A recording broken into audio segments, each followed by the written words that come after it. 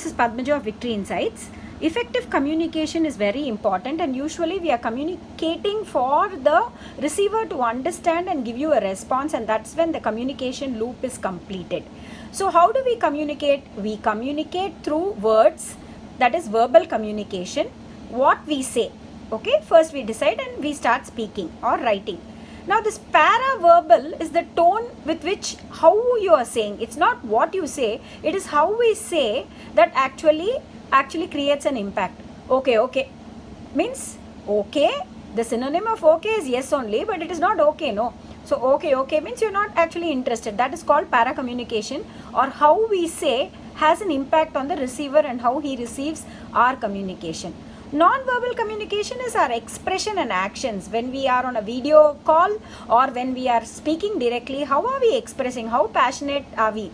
How genuine are we? All that is going to be perceived by the non-verbal communication. And so there are categories of non-verbal communication also. The body postures, gestures and facial language is called kinesics. Okay, the body postures, gestures and facial language is called kinesics or kinesics. The eye contact and the blink rate and how you're going to use your eye is called the oculesics. Okay, and the touch element is the haptics. Suppose a student answers or somebody answers, you give a shake hand or a pat on the shoulder, that is called haptics. But otherwise, if you do excess, it is called invading into their private space, and which is wrong. Okay, so haptics is the touch part.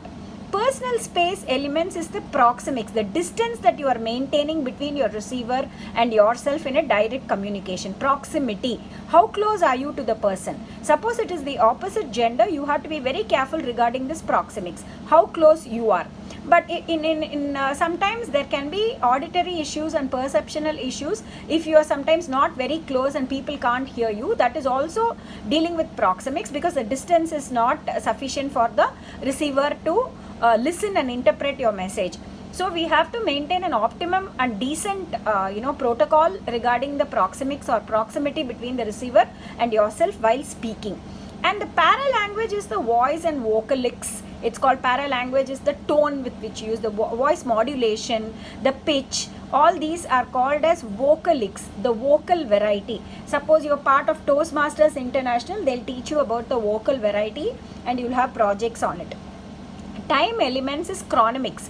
See, suppose the person is so sleepy and you're going to try to share a podcast or a video or try to talk to them about something very important for their exam or something like that, they're not going to be very perceptive, because the time also matters. So the chronomics or the time factor depends upon when you are communicating what, and that also is a very, very important determinant of the effective communication. And the physical environment. See, suppose there is no power and it is very sultry, especially ours is a tropical area like Chennai, and it's very hot and the power doesn't work and even the fan doesn't work. That kind of environmental barrier can also affect effective communication. So the physical environment plays a role, and of course the personal appearance, the way you carry yourself and the way you dress up and the way you feel powerful by using an appropriate costume or a dress for that occasion. Also that personal confidence will have an impact on your receivers. So these again let me repeat, the non-verbal communication categories are kinesics, that is your body posture, eye contact, oculesics, touch elements, haptics, personal space, that is proxemics, and vocal variety and paralanguage, which is vocalics, time element, which is chronomics, and physical environment and personal appearance. Thank you. Padmaja, Victory Insights.